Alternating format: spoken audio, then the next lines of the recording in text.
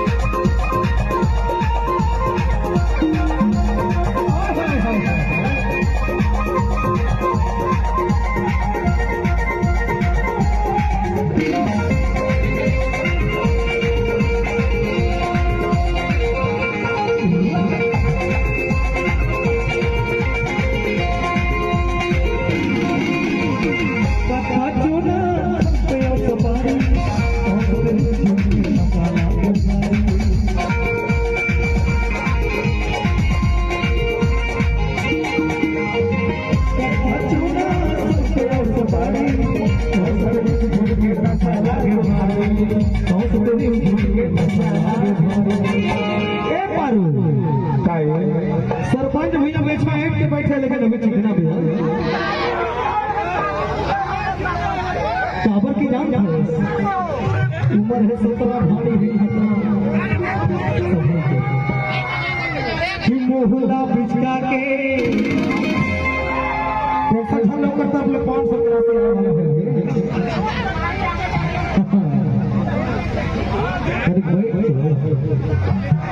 मोहल्ला बिचका के हम हाथ ना हिलाए कल्पत जीवराला कांवर भरमाए हर का मोहनी डाले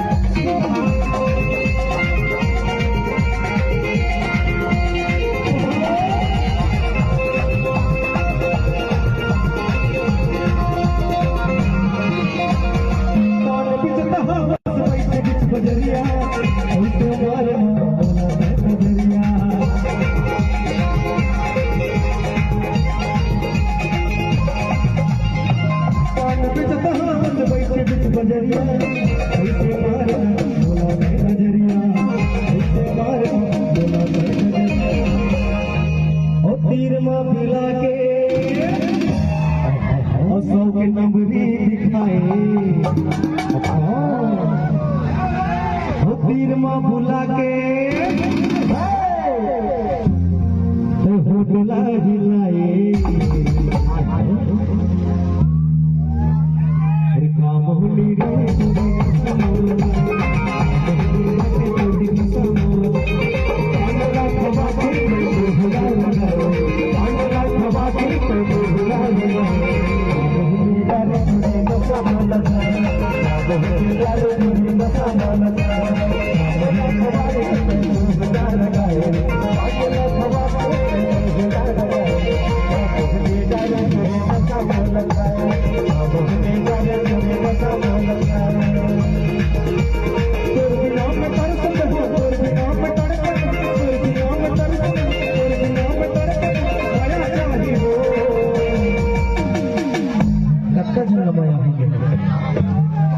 हो गया तो जोरदार ताली मोर साथ है कि दे देना टोरी तोर का जाही हो